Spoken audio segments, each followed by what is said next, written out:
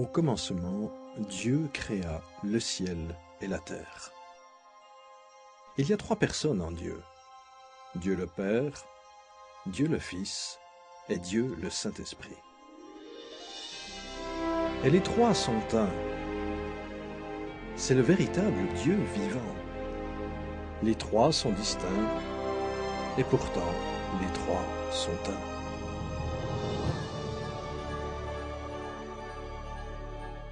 Il y avait dans le ciel un ange magnifique dont le nom était Lucifer. Sa haute fonction consistait à garder le trône de Dieu. Mais un jour, le péché de l'orgueil vint dans son cœur. Il voulut être semblable au Dieu Tout-Puissant. Dans sa folie, Lucifer entraîna beaucoup d'anges avec lui pour tenter de s'emparer du ciel. Mais Lucifer avait un énorme problème. Il n'était qu'un être créé. Dieu chassa Lucifer et les anges rebelles hors du ciel. Ces anges déchus devinrent des démons et Lucifer devint Satan. Ils s'établirent autour de la planète Terre, qui devint le domaine de Satan. La Terre devint ainsi le lieu central d'un drame extraordinaire. Et un des acteurs principaux allait y faire son entrée.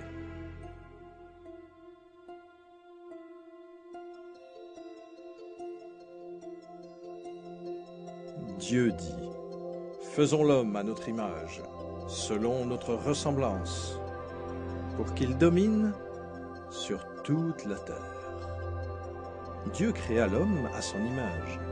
Il le créa à l'image de Dieu. Hommes et femmes, il les créa. L'Éternel Dieu forma l'homme de la poussière du sol, et il insuffla dans ses narines un souffle vital, et l'homme devint un être vivant. Adam était parfait. Il était créé pour vivre éternellement. Satan était furieux. Son territoire était envahi par une nouvelle créature, appelée homme.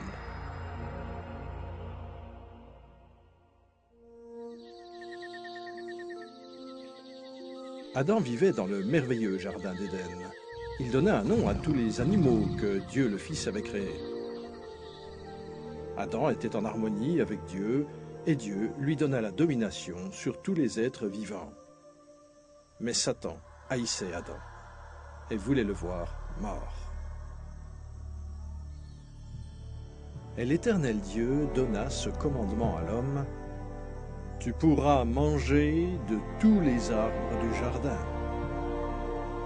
mais tu ne mangeras pas de l'arbre de la connaissance du bien et du mal, car le jour où tu en mangeras, tu mourras. » Et l'Éternel Dieu dit, « Il n'est pas bon que l'homme soit seul. Je lui ferai une aide qui sera son vis-à-vis. » Alors Dieu créa Ève en la tirant d'une côte d'Adam. Leur vie dans le jardin était vraiment paradisiaque.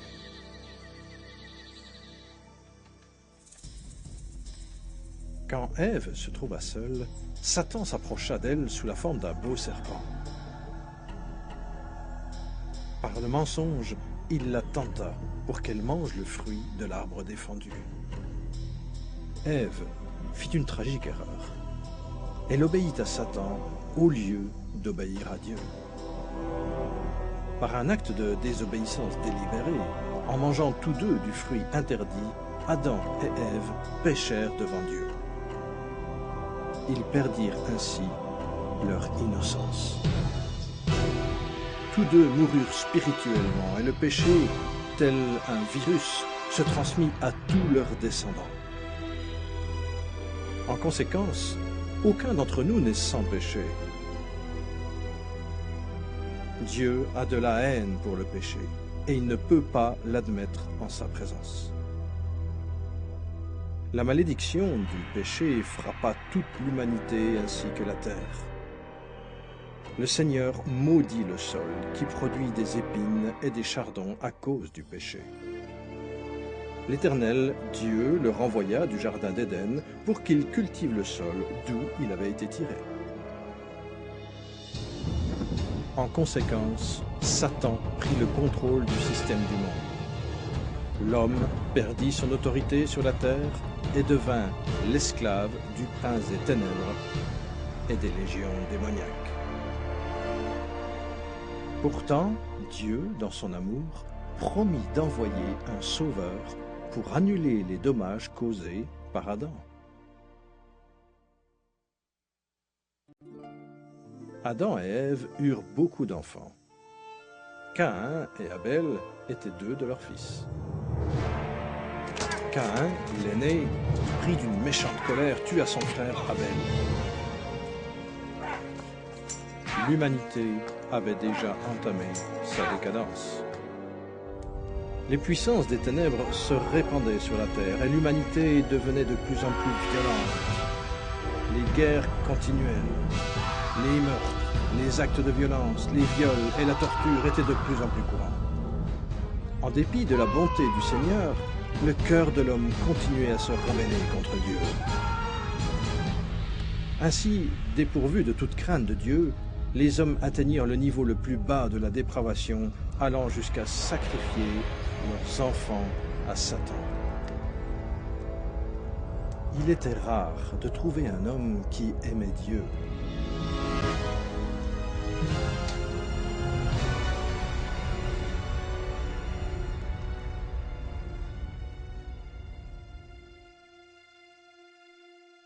Cependant, un homme de foi, dont le nom était Abraham, était l'ami de Dieu. Le Seigneur le bénit en lui donnant un fils, alors que sa femme était déjà âgée de 90 ans. C'était une naissance miraculeuse. C'est de cette lignée que naquit le peuple élu de Dieu, les enfants d'Israël. Le temps passa et les enfants d'Israël devinrent les esclaves des Égyptiens. Ils souffrirent sous un terrible joug pendant 400 ans. Dieu entendit leur appel au secours. Il les aimait et voulait qu'ils le servent. Il leur envoya un libérateur. Son nom était Moïse. Il transmit le message de Dieu à l'homme le plus puissant sur la terre, celui qui régnait sur l'Égypte, le puissant Pharaon. Moïse parla au nom du Seigneur et dit « Laisse partir mon peuple !» Mais Pharaon refusa.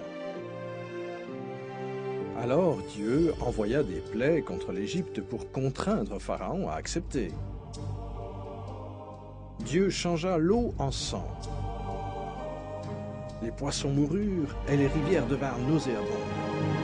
Les Égyptiens furent pris de panique. Il n'y avait plus d'eau potable dans tout le pays. Cependant, Pharaon ne céda pas. D'autres plaies suivirent. Le pays fut recouvert de grenouilles, le bétail mourut, et la poussière fut changée en moustiques. Les Égyptiens étaient terrifiés, mais le cœur de Pharaon s'endurcit encore. Le Seigneur envoya une autre plaie. Les hommes et les bêtes furent frappés d'ulcères. Puis encore une autre. La grêle mêlée de feu tomba sur le pays et il détruisit toutes les récoltes. L'Égypte était ruinée. La dernière plaie frappa et tua tous les fils premiers-nés dans tout le pays d'Égypte. Moïse avait averti les enfants d'Israël. Ils devaient mettre le sang d'un agneau sur les poteaux et le linteau des portes de leur habitation comme une protection contre la dernière plaie. Le Seigneur jugea l'Égypte. Au milieu de la nuit, il traversa tout le pays et le destructeur tua tous les fils premiers-nés. Mais lorsque le Seigneur voyait le sang sur la porte, il ne permettait pas au fléau destructeur d'entrer dans la maison. Il passa au-dessus d'eux. Cette nuit-là, il y eut des morts dans chaque maison égyptienne. La nation entière fut prise d'hystérie. Le fils du Pharaon lui-même était mort. Avant la levée du jour, Pharaon ordonna à Moïse de partir avec les enfants d'Israël pour servir le Seigneur. Ils partirent ainsi sous la puissante main de Dieu.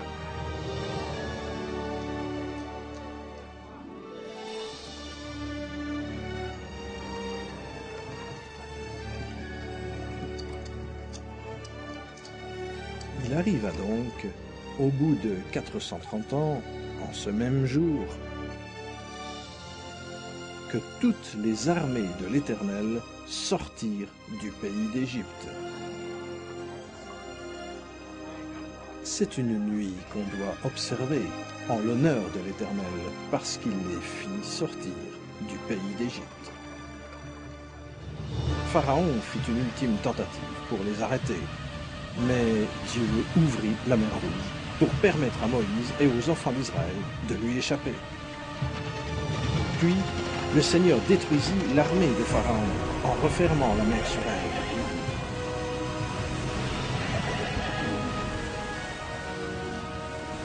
Le Seigneur accomplit des miracles étonnants devant le peuple pour lui montrer sa grande puissance.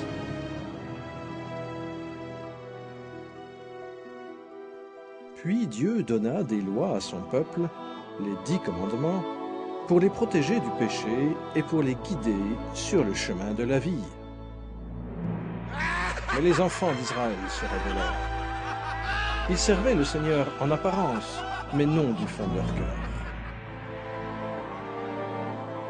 Bien vite, ils oublièrent les miracles et leur libération du pays d'Égypte. Alors, Dieu suscita des rois pour les gouverner. Mais les rois eux-mêmes firent le mal aux yeux de Dieu. Ils rendirent un culte à leurs idoles qui furent pour eux un piège. Ils sacrifièrent leurs fils et leurs filles aux démons. Ils répandirent le sang innocent, le sang de leurs fils et de leurs filles qu'ils sacrifièrent aux idoles de Canaan. Et le pays fut profané par des meurtres.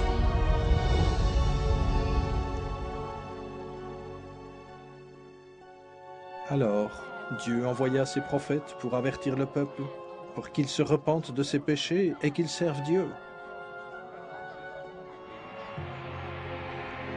Le peuple eut de la haine pour les prophètes, et au lieu de se repentir et de servir Dieu, il fut sans merci et tua ces hommes de Dieu. Et les enfants d'Israël péchèrent et péchèrent encore. En conséquence, Dieu permit qu'ils deviennent captifs et soumis à l'esclavage. Qu'en est-il de nous aujourd'hui? Nous ne sommes pas différents.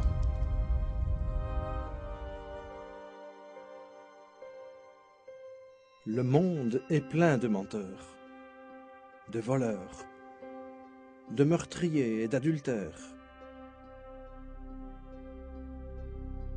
Nous aimons la vengeance. Nous sommes tous sous la malédiction du péché.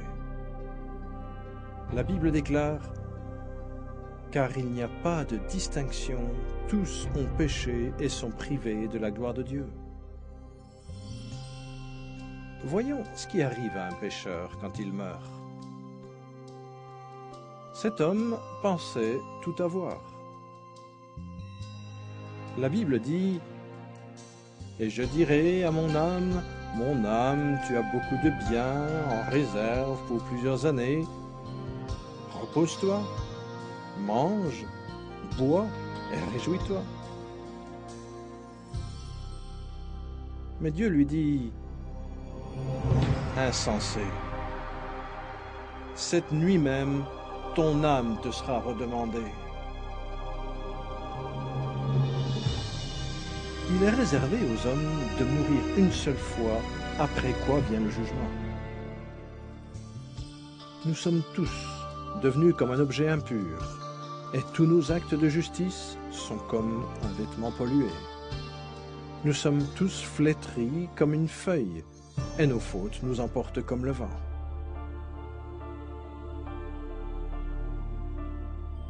Il est terrible de tomber dans les mains d'un Dieu en colère.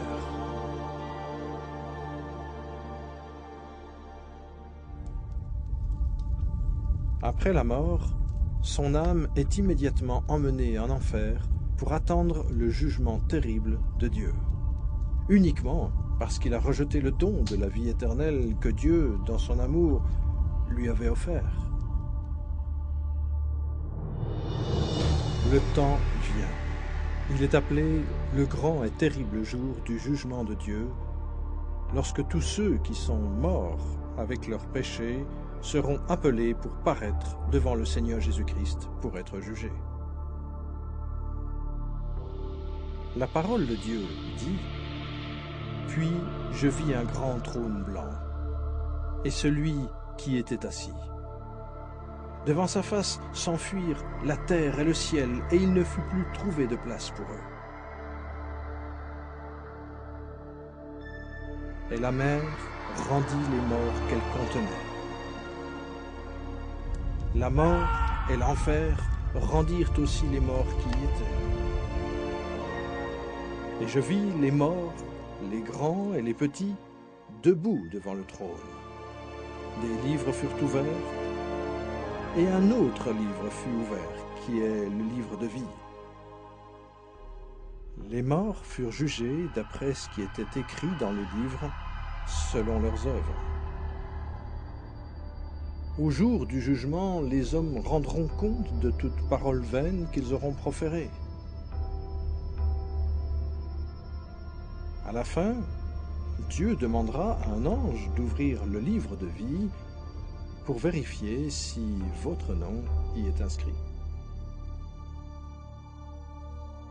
L'ange consultera le livre et dira: « Ce nom ne figure pas, Seigneur. » Alors Dieu dira: « Retirez-vous de moi, maudit. Allez dans le feu éternel, préparé pour le diable et pour ses anges. »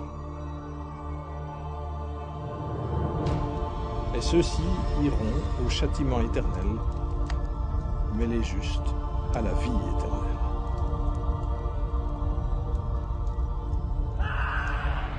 Quiconque ne fut pas trouvé inscrit dans le livre de vie fut jeté dans les temps de feu.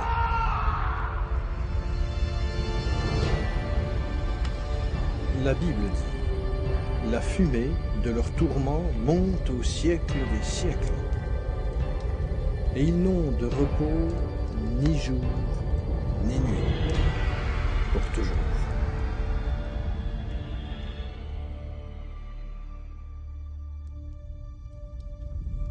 Cependant, Dieu, dans son amour infini, a donné un moyen pour que vous échappiez à cet endroit terrible. Il ne veut pas qu'aucun périsse, mais il veut que tous arrivent à la repentance.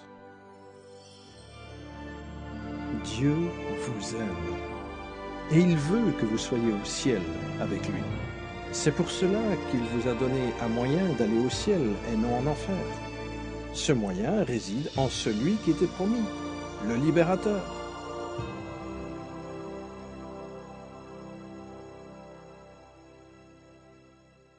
Les Juifs l'ont attendu comme leur Messie, et ils ont prié pendant des siècles pour qu'il vienne et qu'il les sauve.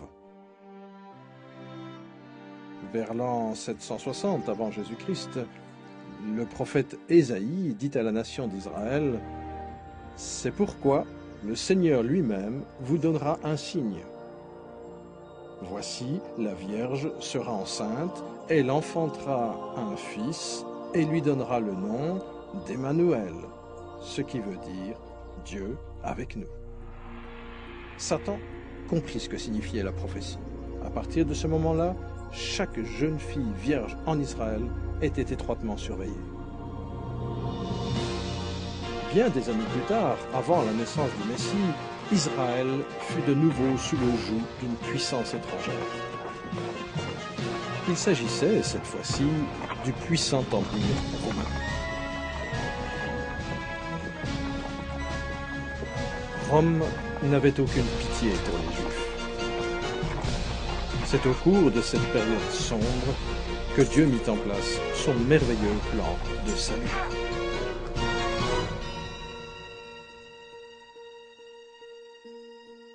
Lorsque Gabriel, un des anges les plus puissants au ciel, entra dans l'atmosphère terrestre, les puissances des ténèbres furent dans une grande agitation, car ils surent instantanément que le plan prévu par Dieu était déclenché.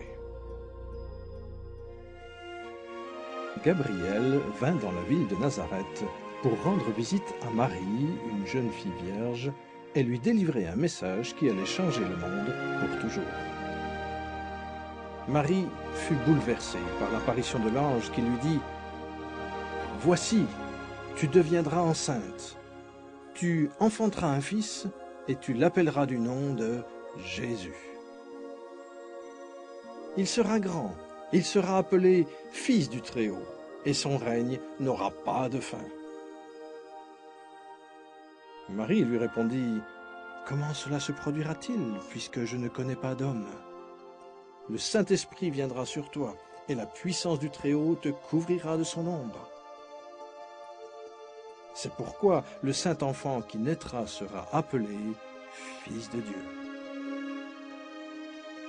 Marie crut Gabriel et lui dit « Qu'il me soit fait selon ta parole. »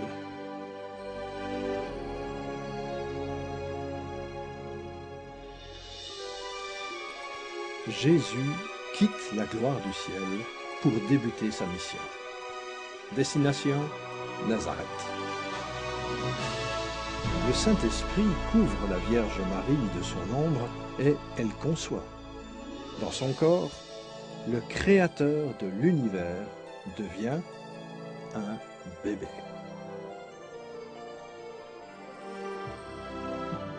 Plus tard, Marie, inspirée par Dieu, rendit visite à sa cousine qui était elle-même enceinte de 6 mois. Lorsqu'Élisabeth entendit la salutation de Marie, son enfant tressaillit dans son sein et elle fut remplie d'Esprit Saint. L'enfant d'Élisabeth qui allait naître était Jean le Baptiste.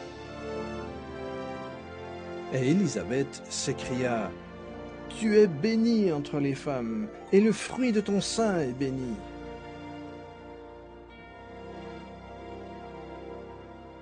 Marie est fiancée à Joseph, mais voilà qu'elle attend un bébé. Et la loi juive exige qu'elle soit punie de mort parce qu'elle est enceinte avant son mariage.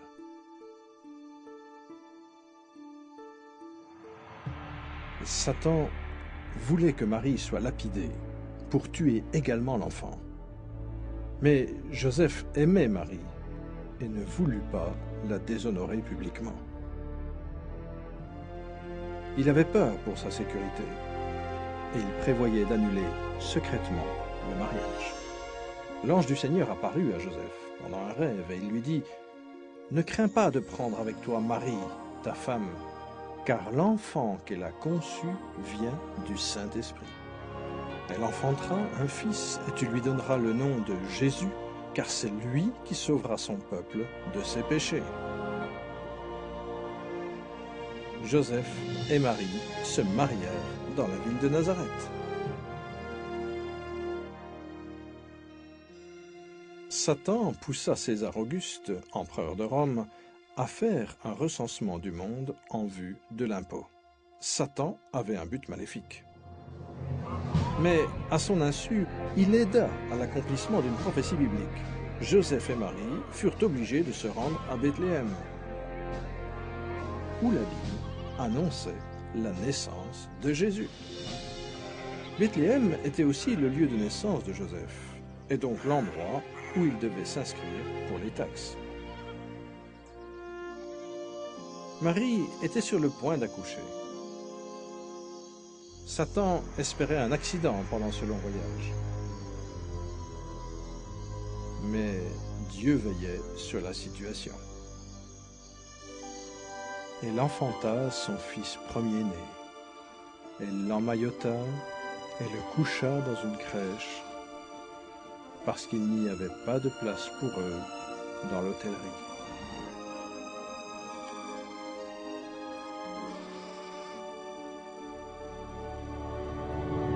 Cette nuit-là, des bergers gardaient leurs troupeaux non loin de là. L'ange du Seigneur leur apparut et leur dit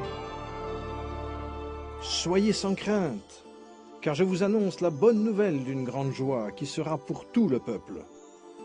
Aujourd'hui, dans la ville de David, il vous est né un sauveur qui est le Christ, le Seigneur. Et soudain, il se joignit à l'ange une multitude de l'armée céleste qui louait Dieu. Ainsi, le Créateur de l'univers naquit dans une simple crèche. La Bible déclare « Il était dans le monde, et le monde a été fait par lui, et le monde ne l'a pas connu. »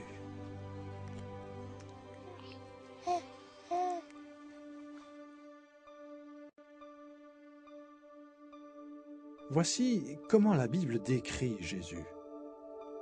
Au commencement était la parole, et la parole était avec Dieu, et la parole était Dieu.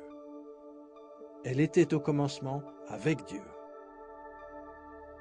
Tout a été fait par elle, et rien de ce qui a été fait n'a été fait sans elle.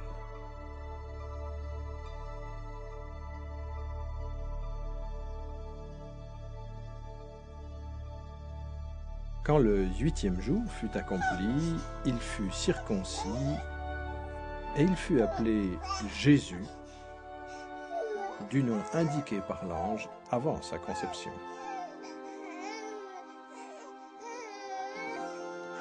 En accord avec la loi juive, Marie offrit 2 tourterelles en sacrifice pour le péché.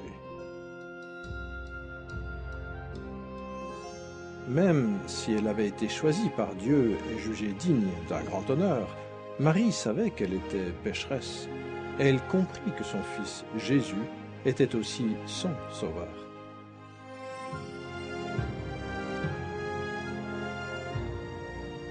Il y avait aussi dans le temple un homme respecté dont le nom était Simon. La Bible dit qu'il avait été divinement averti par le Saint-Esprit qu'il ne verrait pas la mort avant d'avoir vu le Christ du Seigneur. Il prit l'enfant Jésus dans ses bras et déclara « Mes yeux ont vu ton salut ». À l'occasion de la naissance du Seigneur Jésus, une étoile est apparue dans les cieux, et des mages venus de l'Orient et apportant des cadeaux suivirent cette étoile. Ce fut pour eux un voyage de 2 années avant qu'ils parviennent à Jérusalem. Les mages vinrent auprès du roi Hérode, et ils lui demandèrent « Où est le roi des Juifs qui vient de naître? Car nous avons vu son étoile en Orient, et nous sommes venus l'adorer. » À cette nouvelle, le roi Hérode fut troublé, et tout Jérusalem avec lui.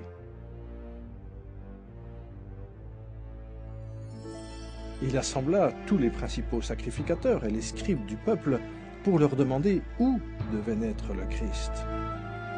Et ils lui dirent « À Bethléem, en Judée. » Après avoir entendu le roi, ils partirent. Et voici, l'étoile qu'ils avaient vue en Orient les précédait. Arrivée au-dessus du lieu où était le petit enfant, elle s'arrêta.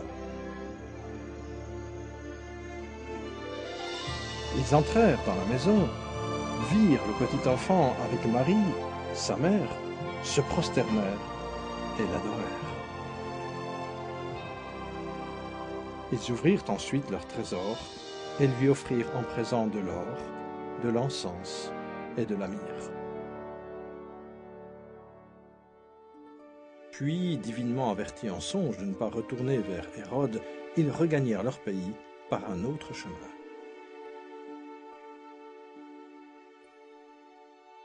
Après leur départ, un ange du Seigneur apparut en songe à Joseph. Et lui dit « Lève-toi, prends le petit enfant et sa mère, fuis en Égypte, et reste-y jusqu'à ce que je te parle. Car Hérode va rechercher le petit enfant pour le faire périr. » Joseph se leva, prit de nuit le petit enfant et sa mère, et se retira en Égypte. Quand Hérode se vit joué par les mages, sa fureur fut extrême. Il envoya tuer tous les enfants de 2 ans et au-dessous qui étaient à Bethléem et dans son territoire, d'après l'époque qu'il s'était fait préciser par les mages.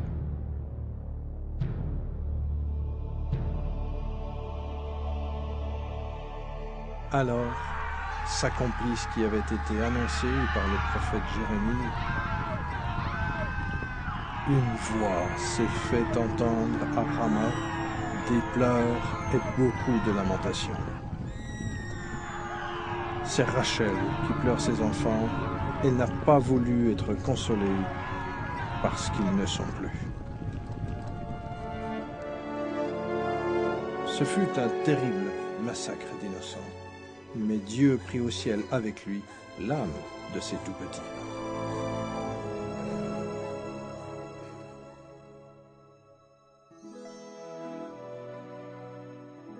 Après la mort du roi Hérode, la famille revint à Nazareth. Or, le petit enfant grandissait et se fortifiait, il était rempli de sagesse, et la grâce de Dieu était sur lui. Ses parents allaient chaque année à Jérusalem pour la fête de la Pâque. Lorsqu'il eut 12 ans, ils y montèrent selon la coutume de la fête. Pendant la Pâque, Jésus comprit qu'un jour, lui, l'agneau de Dieu, serait sacrifié pour les péchés du monde. Aucune vie n'a été plus grande que celle de Jésus.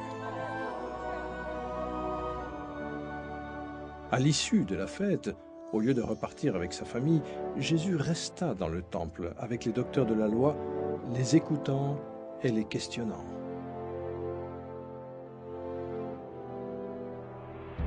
Satan surveillait son ennemi et écoutait ses paroles. Les docteurs de la loi étaient surpris de sa compréhension et de ses réponses. Comment le jeune Jésus pouvait-il en connaître autant sur la loi? C'est pourtant simple. C'est Jésus lui-même qui, dans sa gloire, 1500 ans plus tôt, a donné les lois à Moïse sur le mont Sinaï. Lorsque Joseph et Marie retrouvèrent Jésus, ils furent saisis d'étonnement. Sa mère lui dit, « Enfant, pourquoi nous as-tu fait cela ?»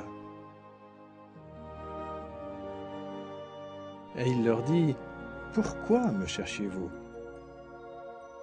Ne saviez-vous pas qu'il faut que je m'occupe des affaires de mon Père ?»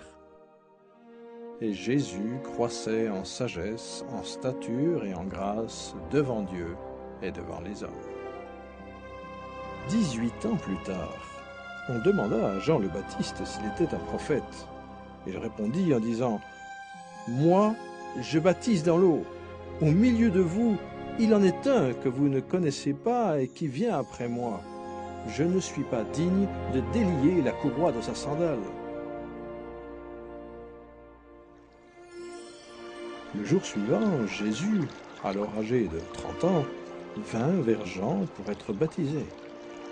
Lorsque Jean le vit, il dit, « Voici l'agneau de Dieu qui ôte le péché du monde. » Aussitôt baptisé, Jésus sortit de l'eau. Et voici, les cieux s'ouvrirent et il vit l'Esprit de Dieu descendre comme une colombe et venir sur lui. Et voici qu'une voix fit entendre des cieux ces paroles, « Celui-ci est mon Fils bien-aimé, en qui j'ai mis toute mon affection. » Immédiatement, il fut conduit dans le désert par l'Esprit et au milieu des bêtes sauvages. Il fut tenté par le diable et ne mangea pas pendant 40 jours.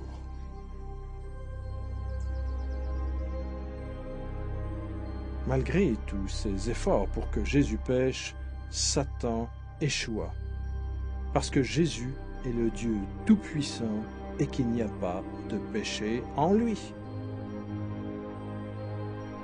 À l'issue de la tentation, Jésus dit, « retire-toi, Satan, car il est écrit, tu adoreras le Seigneur ton Dieu, et à lui seul tu rendras un culte.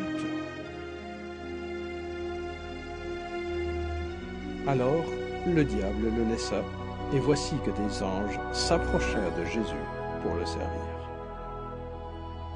Pour débuter son ministère, le Seigneur prêcha « Repentez-vous, car le royaume des cieux est proche ».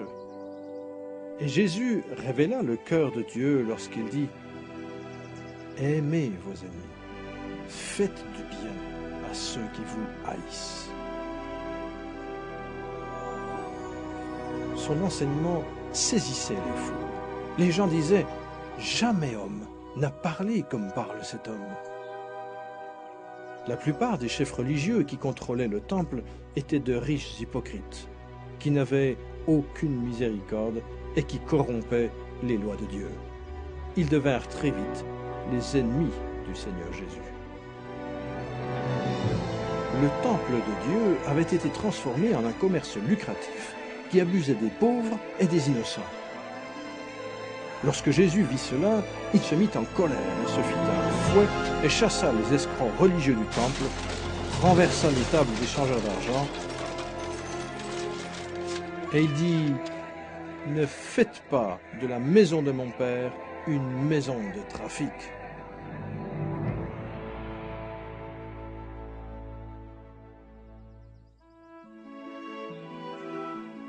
Jésus accomplissait des miracles extraordinaires.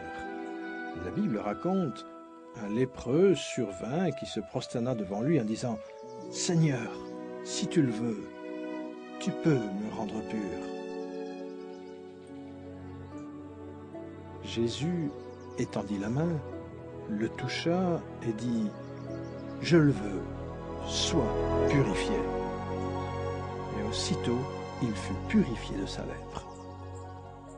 Le Seigneur eut aussi compassion de la multitude affamée qui le suivait, et par sa puissance miraculeuse, il nourrit 5000 hommes et leurs familles avec uniquement 5 pains et 2 poissons.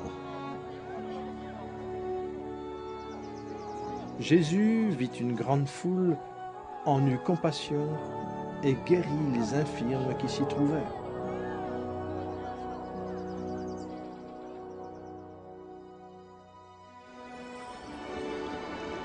Une nuit, Jésus surprit ses disciples en marchant sur l'eau. Il leur dit « Rassurez-vous, c'est moi, n'ayez pas peur. »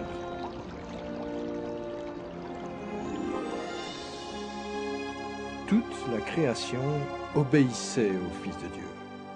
Jésus a déclaré « Moi, je suis la résurrection et la vie. Celui qui croit en moi vivra quand même il serait mort. » Jésus démontra sa puissance devant la tombe de Lazare qui était mort depuis 4 jours. Cria d'une voix forte « Lazare, sors !» Et le mort sortit, les pieds et les mains liés de bandelettes. Et la nouvelle se répandit partout, Jésus ressuscitait les morts. Le soir venu, on lui amena plusieurs démoniaques. Il chassa les esprits par sa parole et guérit tous les malades.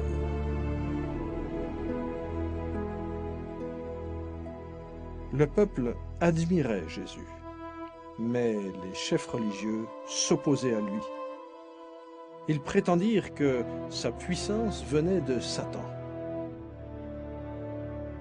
Mais Jésus leur dit « Vous avez pour père le diable, et vous voulez accomplir les désirs de votre père. Il a été meurtrier dès le commencement, et il ne s'est pas tenu dans la vérité, parce que la vérité n'est pas en lui. Lorsqu'il profère le mensonge, ses paroles viennent de lui-même, car il est menteur et le père du mensonge. Et moi, parce que je dis la vérité, vous ne me croyez pas? Satan était à l'origine de tout cela. Mais il faut bien comprendre que pour qu'il puisse agir contre quelqu'un, Satan doit d'abord obtenir la permission de Dieu le Père dans les cieux. Alors, pour que les prophéties bibliques s'accomplissent, Dieu permit à Satan d'attaquer Jésus. Peu après, les ennemis religieux de Jésus tentèrent de lui tendre un piège en lui demandant « Est-il permis ou non de payer le tribut à César ?» Mais Jésus, qui connaissait leur malice, répondit « Pourquoi me mettez-vous à l'épreuve, hypocrite? Montrez-moi la monnaie avec laquelle on paie le tribut. » Ils lui présentèrent un denier. Il leur demanda « De qui sont cette effigie et cette inscription ?»« De César, lui répondirent-ils. » Alors il leur dit « Rendez donc à César ce qui est à César, et à Dieu ce qui est à Dieu. » Étonnés de ce qu'ils entendaient, ils le quittèrent et s'en allèrent. Jésus dévoila la nature des pharisiens en disant « Malheur à vous, scribes et pharisiens hypocrites, parce que vous ressemblez à des sépulcres blanchis qui paraissent beaux au dehors et qui au dedans sont pleins d'ossements de mort et de toute espèce d'impureté. Serpents, race de vipères, comment fuirez-vous la condamnation de la géhenne?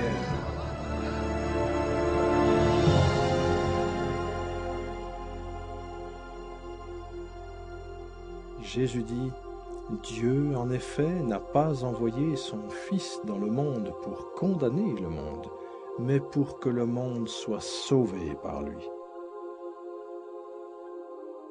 Celui qui croit en lui n'est pas condamné, mais celui qui ne croit pas est déjà condamné, parce qu'il n'a pas cru au nom du Fils unique de Dieu.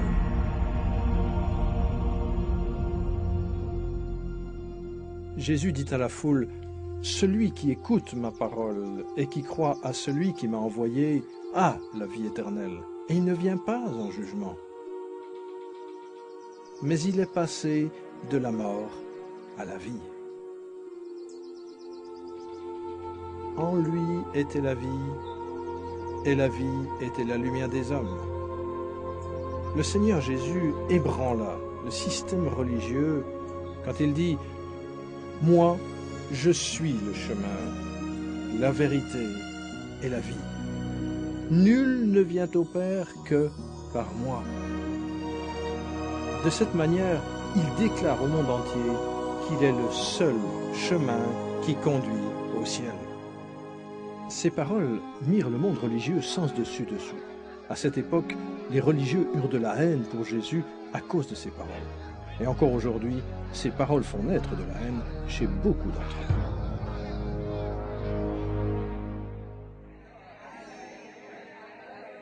eux. Le ministère du Messie touchait à sa fin.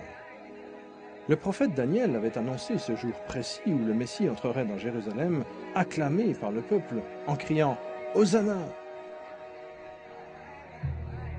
Mais Jésus savait qu'une semaine plus tard, il crierait « Crucifie-la !»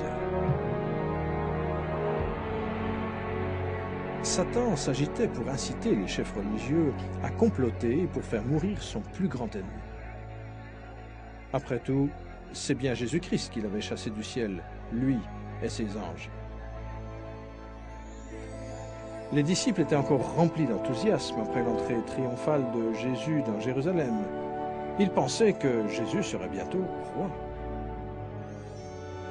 Mais pendant le repas de la Pâque, Jésus expliqua qu'il allait mourir, que son sang allait couler. Puis Jésus prit du pain et du vin comme un symbole de ce qui était sur le point d'arriver. Il rompit le pain qui représentait son corps, qui allait être brisé sur la croix. Puis il leur donna le vin qui représentait le sang qu'il allait verser. Ceci établit une pratique qui doit continuer jusqu'à sa seconde venue. Après le repas, Satan passa à l'action. Il utilisa un disciple du nom de Judas Iscariote et entra en lui. Ce qui suivit fit de Judas le plus grand traître de toute l'histoire.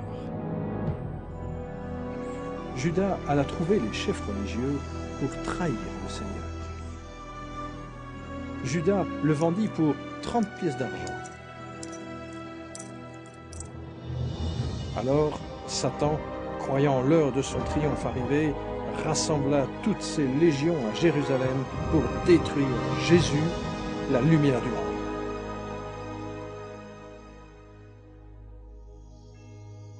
Cette nuit-là, Jésus emmena ses disciples dans le jardin de Gethsémanée, puis il se mit à l'écart pour prier.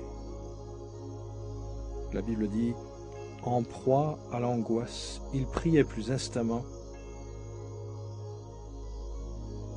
et sa sueur devint comme des grumeaux de sang qui tombaient à terre. Jésus, lui qui n'a pas commis de péché et dans la bouche duquel il ne s'est pas trouvé de fraude, était sur le point de prendre sur lui tous les péchés du monde. Jésus pria en ces termes, « Mon Père, s'il est possible, que cette coupe s'éloigne de moi. Toutefois, non pas comme je veux, mais comme tu veux. » Voici que l'heure est proche où le Fils de l'homme va être livré aux mains des pécheurs. Aussitôt, comme il parlait encore, survint Judas, l'un des 12, et avec lui une foule armée d'épées et de bâtons, envoyés par les principaux sacrificateurs, les scribes et les anciens. Judas leur avait donné ce signe. Celui à qui je donnerai un baiser, c'est lui. Saisissez-le. Jésus lui dit, « Judas, c'est par un baiser que tu livres le Fils de l'homme ?» Alors, ces gens s'avancèrent, portèrent les mains sur Jésus et le saisirent. Un de ceux qui étaient avec Jésus étendit la main, tira son épée, frappa le serviteur du souverain sacrificateur et lui emporta l'oreille. Mais Jésus toucha l'oreille de cet homme et le guérit. Il leur dit, « Remets ton épée à sa place, car tous ceux qui prendront l'épée périront par l'épée. »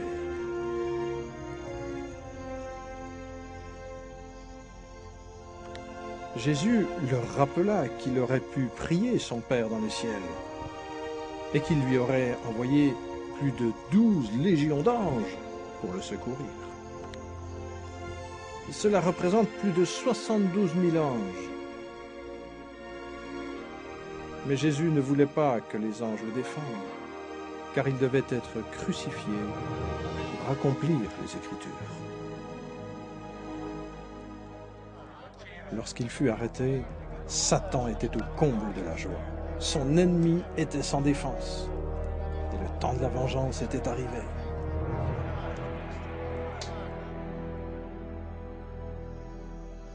Ceux qui avaient saisi Jésus l'emmenèrent chez le souverain sacrificateur Caïphe, où les scribes et les anciens s'assemblèrent.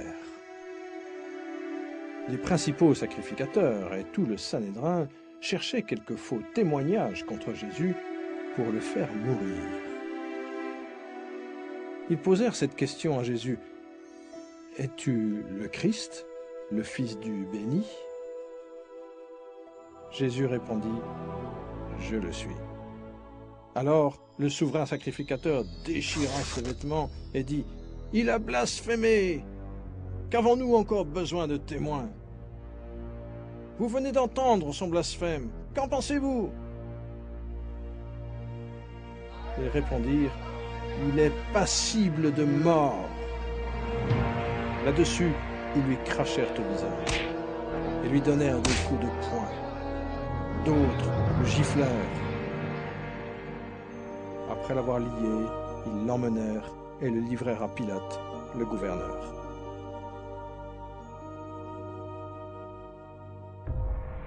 Mais il ne répondit rien aux accusations des principaux sacrificateurs et des anciens. Ceci est aussi l'accomplissement d'une autre prophétie. Il a été maltraité, il s'est humilié et n'a pas ouvert la bouche, semblable à l'agneau qu'on mène à la boucherie, à une brebis muette devant ceux qui l'attendent. Il n'a pas ouvert la bouche. Pilate l'interrogea. « Es-tu le roi des Juifs ?» Jésus lui répondit. « Tu le dis. » Après avoir entendu les accusations, Pilate se trouvait politiquement pris dans un piège. Dans la crainte, il cherchait une issue. Pilate dit aux principaux sacrificateurs et à la foule, « Je ne trouve rien de coupable en cet homme. » Les Juifs étaient en rage et sur le point de déclencher une émeute pour mettre Pilate sous la pression. Cela se passait un jour de fête juive, et Pilate savait qu'une coutume exigeait qu'on relâche un prisonnier ce jour-là. Pilate voulait libérer Jésus. Les soldats amenèrent devant le peuple un meurtrier nommé Barabbas, pour qu'il choisisse entre lui et le Seigneur Jésus. Pilate demanda à la foule quel était celui qui devait être libéré, Christ ou Barabbas. Mais à sa grande surprise, tous crièrent « Non pas lui, mais Barabbas! Barabbas !» Pilate demanda ce qu'il devait faire de l'homme appelé le roi des Juifs. Et la foule cria « Crucifie-le !» Pilate comprit que Jésus n'avait rien fait qui mérite la mort. Il pensa que s'il faisait flageller Jésus, cela satisferait la foule et qu'ensuite il pourrait le libérer. Jésus fut alors emmené par les soldats pour être flagellé. Le Seigneur Jésus contrôlait pleinement la situation. Chaque étape de la crucifixion avait déjà été planifiée au ciel par Dieu le Père, Dieu le Fils et Dieu le Saint-Esprit, avant même que la terre soit créée. Ils attachèrent les mains du Sauveur à une poutre située au-dessus de sa tête et ils le fouettèrent. Ainsi s'accomplit la prophétie « J'ai livré mon dos à ceux qui me frappaient ». Jésus avait la puissance de les arrêter, mais il les laissa faire volontairement. Il y avait habituellement des pièces de métal et de plomb, ainsi que de petits morceaux d'os aiguisés, attachés aux lanières en cuir du fouet. On ne fouettait pas seulement le dos, mais tout le corps, jusqu'aux jambes. Alors que les morceaux d'os et les pièces de métal déchiquetaient la chair, les muscles étaient lacérés, les artères éclataient et le sang jaillissait. Beaucoup de victimes de ce supplice mouraient de cette manière. Mais il était transpercé à cause de nos crimes, écrasé à cause de nos fautes. Le châtiment qui nous donne la paix est tombé sur lui. Et c'est par ces meurtrissures que nous sommes guéris.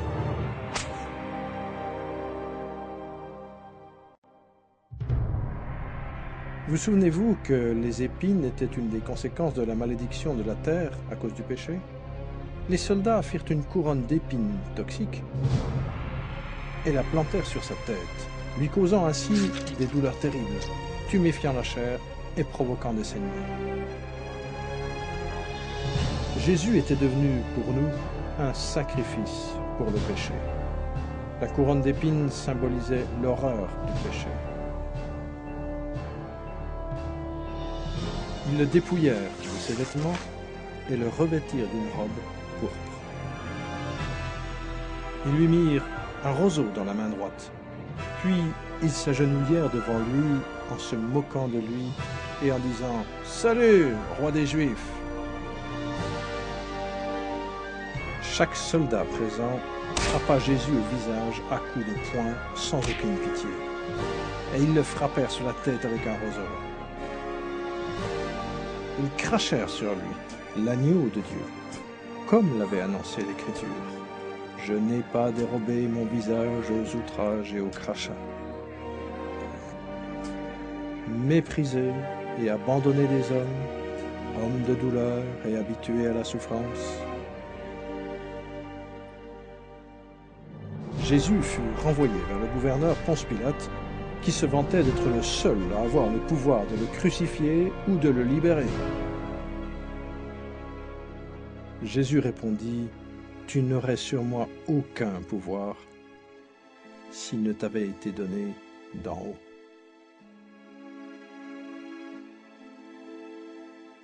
Jésus avait déclaré avant cela, « Je donne ma vie afin de la reprendre. Personne ne me l'ôte, mais je la donne de moi-même. »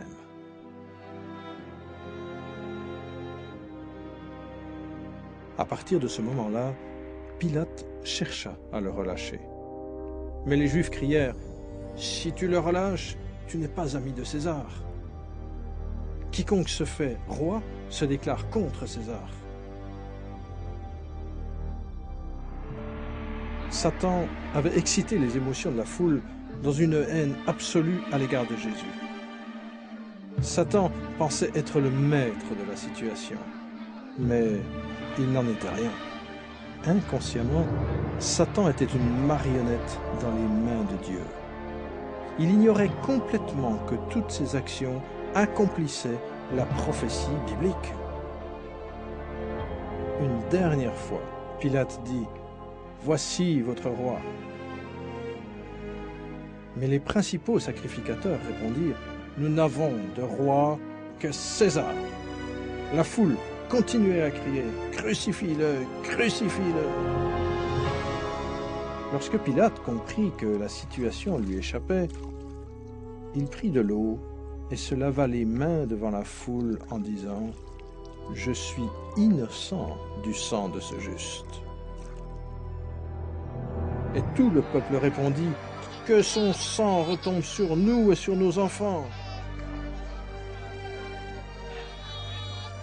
Et il en fut ainsi, car ils ont souffert depuis lors.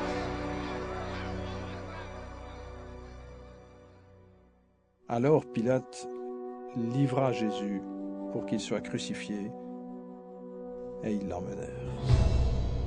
Sa chair était déjà affreusement meurtrie, mais ils lui firent quand même porter une croix pesant plus de 50 kilos sur une distance de près de 700 mètres jusqu'au lieu de l'exécution, Golgotha. Le bois brut s'enfonçait dans son dos déjà lacéré. De plus, il était déshydraté. Le fait qu'il soit encore vivant tenait du miracle. Une autre prophétie s'accomplit. Certes, ce sont nos souffrances qu'il a portées, c'est de nos douleurs qu'il s'est chargé, et nous l'avons considéré comme atteint d'une plaie, comme frappé par Dieu et humilié. Une autre prophétie s'accomplit. J'ai livré mon dos à ceux qui me frappaient et mes joues à ceux qui m'arrachaient la barbe. Je n'ai pas dérobé mon visage aux outrages et aux crachats.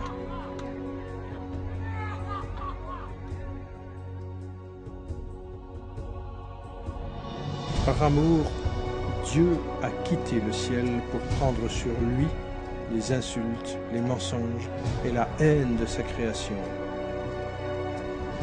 et mourir pour ses péchés.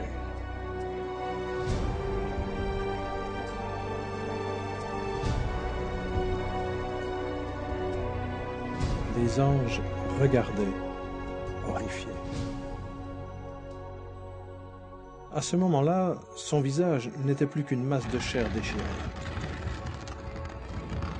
Les épines avaient entraîné des hémorragies importantes et une infection douloureuse. Il était défiguré et n'avait plus apparence humaine.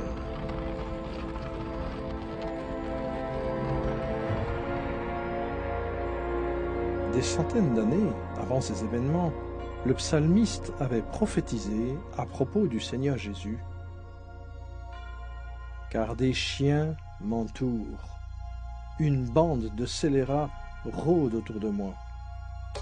Ils ont percé mes mains et mes pieds. » Jésus lui-même avait dit « Et moi, quand j'aurai été élevé de la terre, j'attirerai tous les hommes à moi. »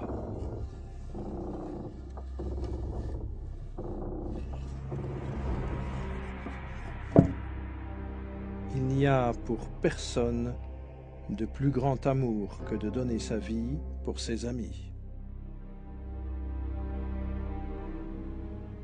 Ils crucifièrent avec lui 2 brigands, l'un à sa droite, l'autre à sa gauche. Ainsi fut accompli ce que dit l'Écriture, il a été mis au nombre des malfaiteurs. Les soldats jouèrent ses vêtements au sort. Jésus fut encore plus humilié en étant exposé, nu, devant le monde entier.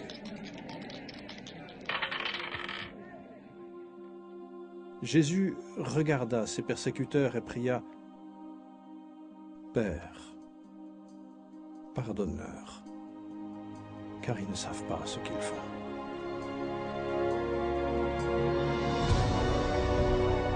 Les passants criaient « Sauve-toi toi-même et descends de ta croix !»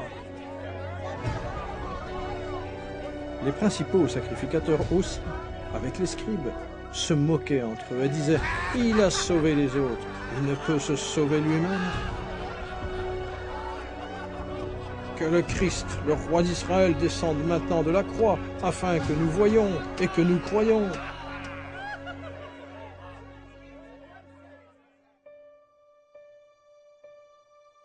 L'atrocité de la crucifixion a été décrite d'un point de vue médical par un médecin qualifié de la manière suivante. C'était la mort la plus douloureuse qu'un être humain puisse connaître. Le condamné doit soutenir son corps pour respirer. La douleur terrible provoquée par les clous touche le nerf médian au niveau des poignets, remonte ensuite dans les bras, puis au cerveau et dans toute la colonne vertébrale. Le clou touchant les nerfs entre les os des pieds secoue le corps et le contracte. Puis, les muscles des jambes convulsent et entraînent le corps vers le bas. Et il tape contre la croix. L'air est inspiré mais ne peut être expiré jusqu'à ce que la formation de dioxyde de carbone dans les poumons et dans le sang stimule la respiration pour soulager les crampes. Épuisement, choc, déshydratation et paralysie détruisent la victime.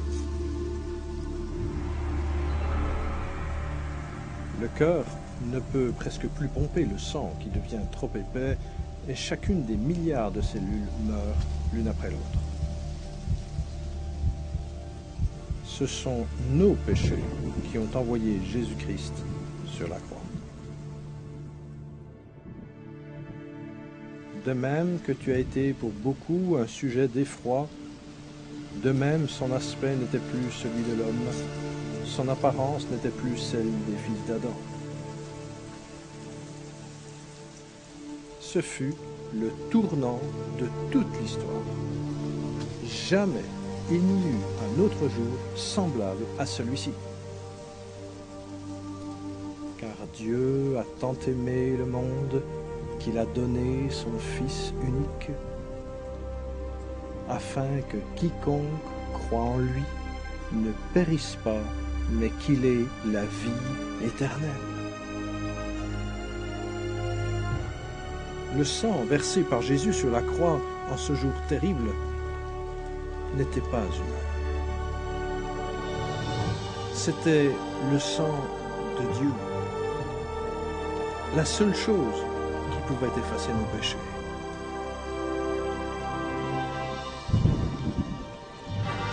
Pourquoi Jésus a-t-il souffert ainsi? Pour vous, parce qu'il vous aime.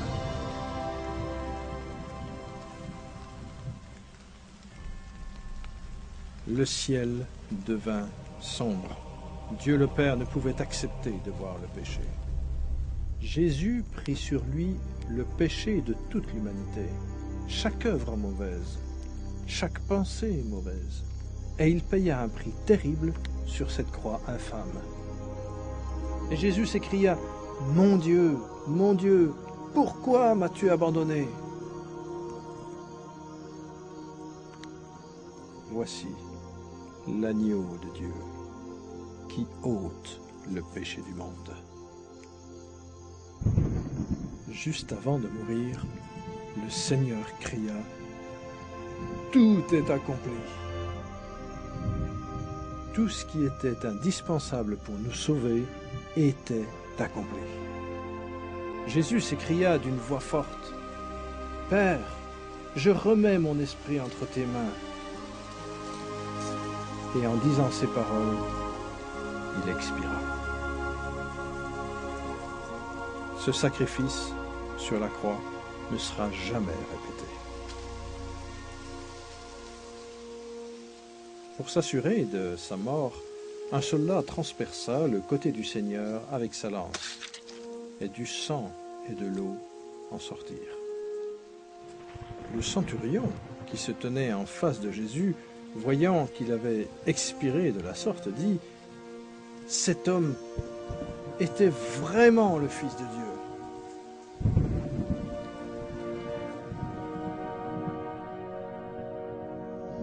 Après sa mort, on descendit son corps de la croix et on l'enveloppa dans du fin lin et on le plaça dans un tombeau que l'on avait emprunté. Jérusalem fut saisie d'une grande incertitude. Le Seigneur Jésus était mort. Judas alla se pendre et les disciples se cachaient par crainte pour leur vie.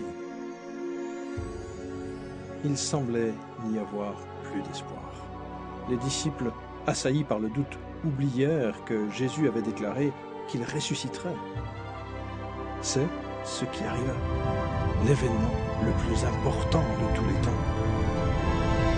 Après 3 jours dans le tombeau, la gloire de Dieu se manifesta et celui qui avait été crucifié ressuscita des morts, offrant au monde l'espérance de la vie éternelle.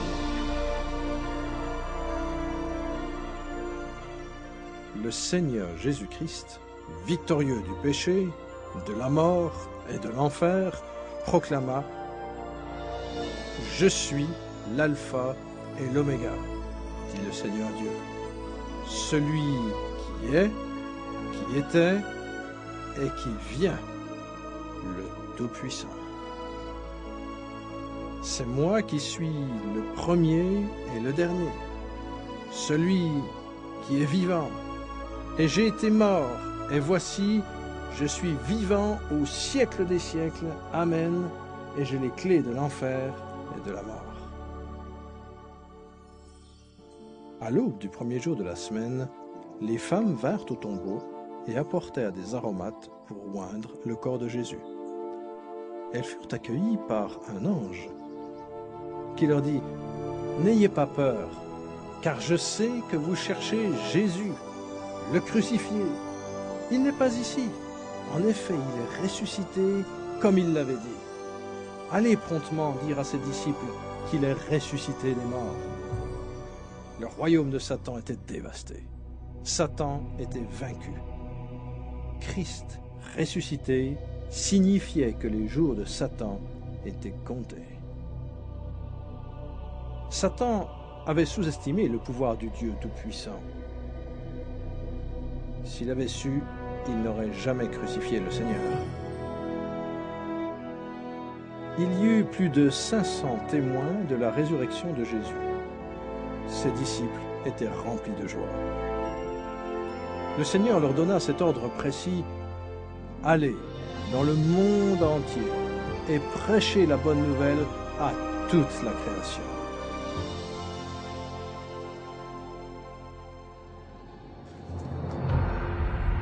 Mais regardez bien.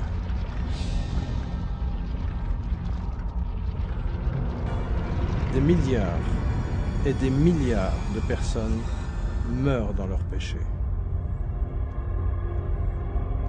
Jésus a tellement aimé ces personnes qu'il a quitté le ciel pour qu'elle soit sauvée de l'enfer et du jugement.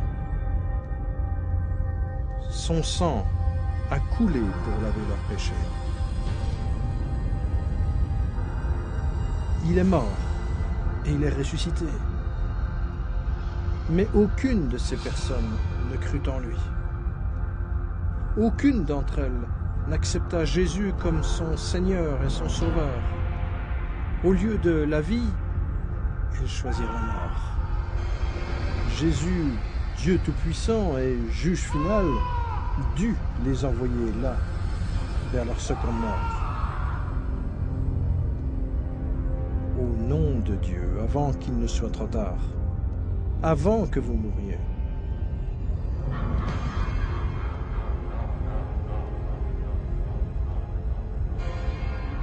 Croyez en Jésus. Acceptez-le comme Seigneur et Sauveur avant de finir dans cet endroit horrible.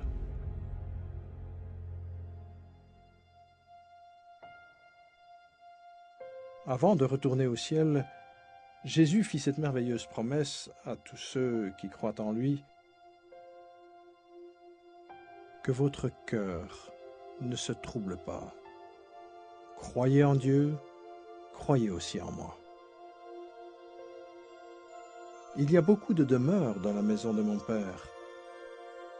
Sinon, je vous l'aurais dit, car je vais vous préparer une place. Donc, si je m'en vais et vous prépare une place, je reviendrai, et je vous prendrai avec moi afin que, là où je suis, vous y soyez aussi.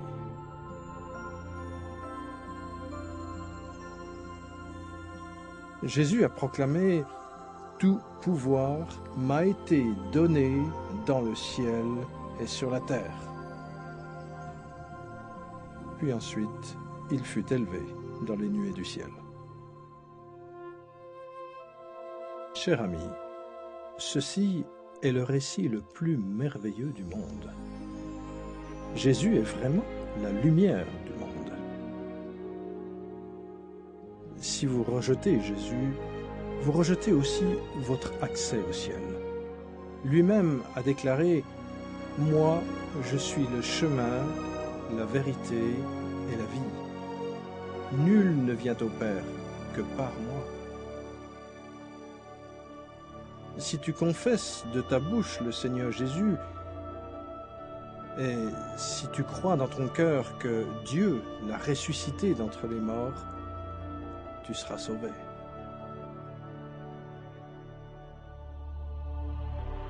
Même si Satan est un ennemi vaincu, Dieu le laisse diriger ce système du monde qui est totalement corrompu. Le but de Satan est d'aveugler le cœur et l'esprit des gens à l'Évangile. Des millions sont ainsi trompés. La religion est une des stratégies que le diable utilise pour détruire les âmes. Mais Jésus est venu pour sauver votre âme. Satan pousse des multitudes de personnes à suivre les enseignements de Bouddha. Mais Bouddha est mort. Il n'a aucune puissance pour sauver, car il n'était qu'un homme. Des anciennes religions païennes suivaient le culte d'Astarté, connu sous le nom de Reine du Ciel. Aujourd'hui, des millions de catholiques romains adorent sans le savoir cette même déesse sous le nom de Vierge Marie. Dieu lui-même a donné ce commandement dans sa sainte parole « Maudit soit l'homme qui fait une statue ou une image en métal fondu. Tu ne te prosterneras pas devant elle et tu ne leur rendras pas de culte. C'est une abomination aux yeux de Dieu. » Une des armes principales de Satan est l'islam. L'histoire prouve qu'Allah n'est rien d'autre qu'un ancien dieu lunaire du Moyen-Orient. Mohammed fut perdu en enfer lorsqu'il rejeta Jésus-Christ comme son Seigneur et Sauveur. Le diable a donné à l'humanité des millions de faux dieux à adorer. Dans sa pensée pervertie, l'homme a tout adoré. Depuis les insectes jusqu'aux pierres, des idoles construites de sa propre main, jusqu'à Satan lui-même.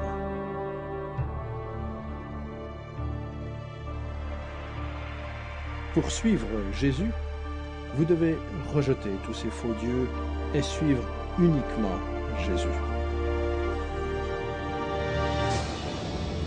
Le lac de feu est l'endroit où finissent ceux qui rejettent le Seigneur Jésus-Christ comme sauveur personnel. Il est trop tard pour eux, mais qu'en est-il de vous? Quand vous recevez Jésus, vous commencez une nouvelle vie merveilleuse. Dieu vous bénit et vous donne une nouvelle vie et un cœur tout neuf. Tous vos problèmes ne disparaissent pas, mais Jésus porte vos fardeaux. Déchargez-vous sur lui de tous vos soucis, car il prend soin de vous. Mais le meilleur est à venir. Quand vous vous tiendrez devant votre Sauveur à votre mort, il vous dira « Bien, bon et fidèle serviteur, entre dans la joie de ton maître. » Dieu vous aime et vous a conduit jusqu'ici pour que vous soyez sauvés de l'enfer. Si vous voulez que Jésus prenne place dans votre cœur, vous devez le lui demander. Répétez ces paroles en pesant bien chaque mot. Seigneur, j'ai compris que je suis un pécheur et que j'ai vraiment besoin de ton pardon. Je crois que Christ est mort pour moi et qu'il est ressuscité. Jésus, je me repens maintenant. Je veux me détourner du péché. Viens dans mon cœur. Je me confie en toi seul pour mon salut. Merci de m'avoir permis d'entendre les paroles de la vie éternelle. Au nom de Jésus. Amen.